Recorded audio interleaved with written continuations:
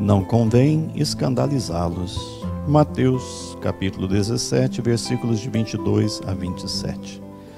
Naquele tempo, quando Jesus e os seus discípulos estavam reunidos na Galileia, ele lhes disse: O Filho do Homem vai ser entregue nas mãos dos homens. Eles o matarão, mas no terceiro dia ele ressuscitará.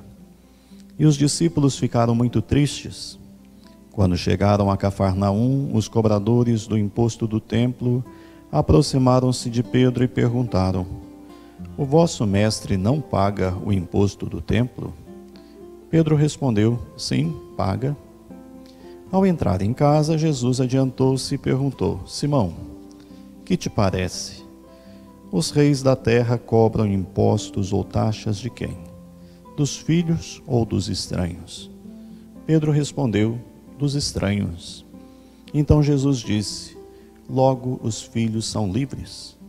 Mas para não escandalizar essa gente, vai ao mar, lança o anzol e abre a boca do primeiro peixe que tu pescares. Ali tu encontrarás uma moeda. Pega então a moeda e vai entregá-la a eles, por mim e por ti. Palavra da salvação. Meus irmãos e irmãs, o Evangelho de hoje, ele nos propõe dois eixos de reflexão. O primeiro deles se refere ao pagamento do imposto e o segundo se refere ao anúncio que Jesus faz da sua própria morte. Vamos conversar um pouco sobre a primeira questão. Quem é que gosta de pagar impostos, especialmente quando você acha que esses podem ser irracionais ou injustos? Jesus e seus discípulos foram confrontados por cobradores de impostos sobre a questão da sonegação fiscal. Quando questionado sobre o pagamento do imposto do templo, Jesus respondeu aos seus discípulos que o imposto deveria ser pago para não causarem mau exemplo. A expressão bíblica não escandalizar não se refere a insulto ou aborrecimento, mas significa não colocar obstáculo no caminho de outra pessoa que os faria tropeçar ou cair.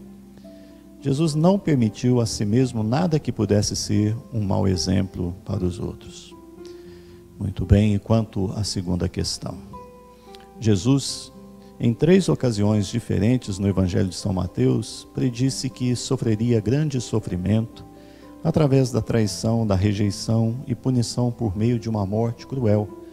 Isso está em Mateus 16, 17 e também Mateus 20. Havia 2 tipos de condenação à morte, a qual a pessoa poderia estar sujeita na época de Jesus. Os judeus, por motivos religiosos, que recorriam ao apedrejamento, enquanto os romanos recorriam à crucifixão, sendo esse tipo de condenação à morte o tipo mais doloroso e humilhante que uma pessoa poderia receber. Não é de admirar que os apóstolos houvessem ficado tão angustiados com as palavras de Jesus. Eles pensavam, se Jesus, seu mestre, fosse morto, provavelmente eles também receberiam o mesmo tratamento de seus inimigos. Então, como entender o fato de que o enviado de Deus deveria ser rejeitado e também morto? Deus não havia prometido que o seu ungido livraria o povo da opressão e estabeleceria um reino de paz e também de justiça? Bem, nós sabemos que sim.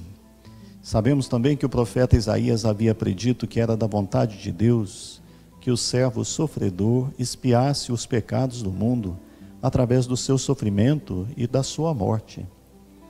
O próprio João Batista também descreveu Jesus como o Cordeiro de Deus que tiraria o pecado do mundo. Ao oferecer, portanto, sua vida por nós na cruz, Jesus pagou o preço da nossa redenção com seu sangue. O resgate que Jesus realizou de nós nos liberta da pior tirania possível, a tirania do pecado, a tirania do Satanás e também da morte. A vitória de Jesus vai para além da morte sacrificial na cruz. Ela triunfa sobre o túmulo quando ele ressuscita no terceiro dia. Você quer a maior liberdade possível? A liberdade de viver como Deus realmente nos fez para viver, como filhos e filhas dele? Vamos rezar. Senhor Jesus, sua morte trouxe verdadeira vida e trouxe liberdade.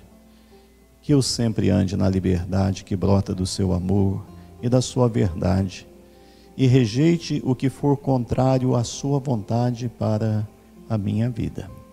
Reze comigo, meu irmão, minha irmã. Meu Senhor e meu Deus, esteja sempre à minha frente, indicando-me por onde seguir.